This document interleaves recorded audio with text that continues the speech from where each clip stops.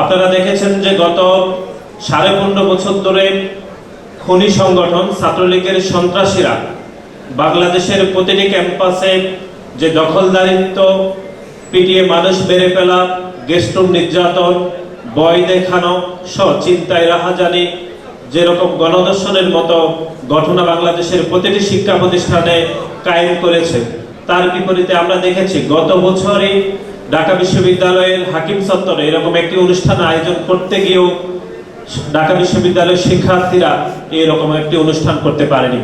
আমরা দেখেছি ঢাকা বিশ্ববিদ্যালয়ের হাকিম চত্বরে ছাত্রলীগের সন্ত্রাসীরা পবিত্র কোরআন তেলাওয়াত করতেও তারা বাধাগ্রস্ত করেছেন। এবং গত বছর পবিত্র মাহে রমজানের একটি ইফতার মাহফিলকে কেন্দ্র করে ঢাকা বিশ্ববিদ্যালয় আইন বিভাগের শিক্ষার্থীদেরকেও তারা মারধর করেছিল। গত 15.5 বছর ধরে শুধু আওয়ামী লীগ প্যাসিবাদ কায়েম করেনি, বরং বাংলাদেশের প্রতিটি নাগরিকের ব্যক্তিগত স্বাধীনতা, ধর্মীয় স্বাধীনতা, চলাফেরার স্বাধীনতা এবং সমাবেশের স্বাধীনতাকে তারা খর্ব করেছে। দেশ জুড়ে তোলপা ওয়ালটন ফ্রিজ কিনে আপনিও হয়ে যেতে পারেন মিলেনিয়ার।